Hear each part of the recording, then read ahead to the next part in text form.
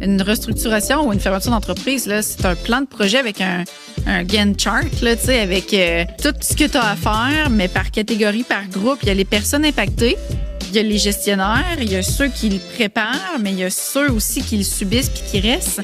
Puis tu as énormément d'activités puis d'actions à faire pour chacun de ces groupes-là. Tu sais, dans le fond, les gens là, qui sont affectés par ce genre de restructuration-là, là, ce qu'ils veulent savoir là, immédiatement après que tu leur aies dit ton poste est aboli, là, c'est OK, mais qu'est-ce que ça veut dire pour moi? Puis c'est quoi la suite pour moi et ma famille? Tu sais, c'est ça qui les importe. Puis ils ont besoin d'être rassurés comme dans les 5 minutes suivantes que tu leur aies dit que leur poste était affecté. C'est là qu'ils ont besoin de savoir qui, quoi, où, comment, pourquoi.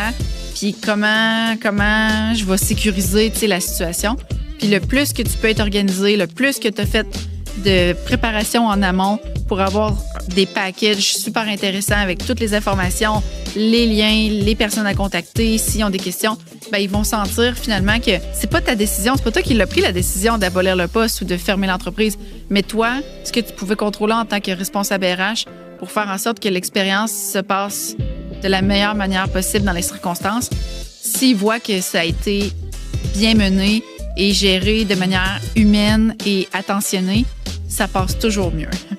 Puis les survivants, justement, c'est ceux-là qui doivent être immédiatement pris en charge une fois que tu as terminé de passer au travers les personnes qui sont impactées. Ça te prend immédiatement une communication qui sort aux survivants, écrite, suivie d'une rencontre Teams dans la journée, dans l'après-midi, pour expliquer pourquoi, répondre aux questions. Ça te prend un Q&A que tu as préparé d'avance avec toutes les questions que tu peux t'attendre inimaginables avec les réponses. Tu les as déjà de préparer, tu les as données à tes gestionnaires puis tes leaders.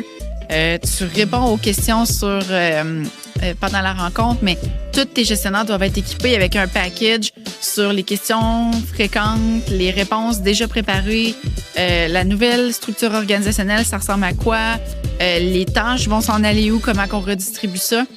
Notre rôle au RH, c'est d'outiller, d'accompagner le business pour que le jour J là, se passe de la manière la plus smooth possible et de la manière la plus organisée possible et de la manière la plus humaine possible.